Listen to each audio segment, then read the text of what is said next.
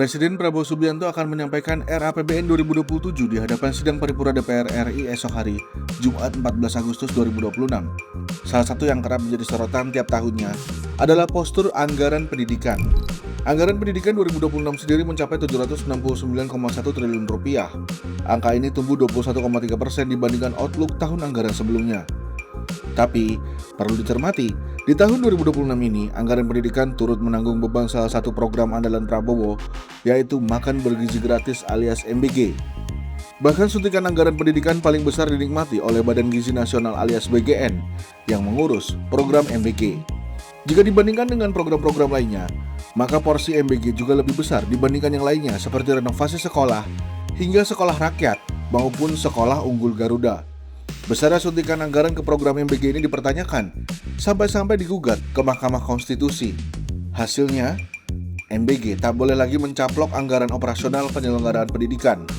Pemisahan anggaran program MBG ini paling lambat dalam APBN tahun anggaran 2028.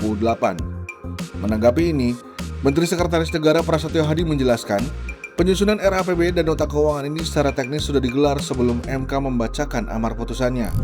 Kepala Bidang Advokasi Guru Perhimpunan Pendidikan dan Guru atau P2G Iman Zanatul Hairi menilai, secara prinsipal, program MBG tak bisa dibiayai oleh anggaran pendidikan. Karena kegiatan makan bukanlah kegiatan pendidikan dan komponen utama dari pendidikan itu bukan program makan bergizi. Apalagi, kata Iman, tidak ada contoh dari negara lain ketika anggaran pendidikan belum menyelesaikan masalah utamanya, tetapi sudah dialokasikan kepada program lain seperti program makan bergizi.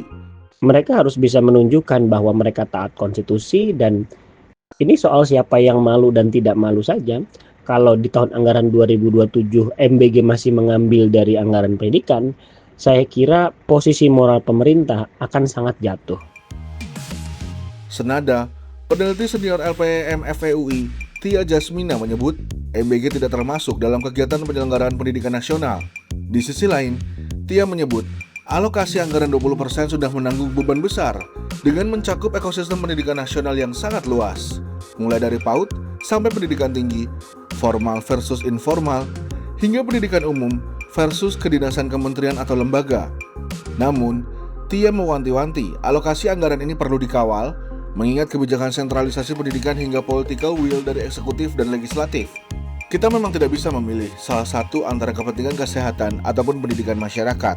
Namun, pemerintah juga perlu mengatur anggaran untuk kepentingan-kepentingan itu secara menyeluruh, sehingga tidak mengorbankan satu hal demi program tertentu.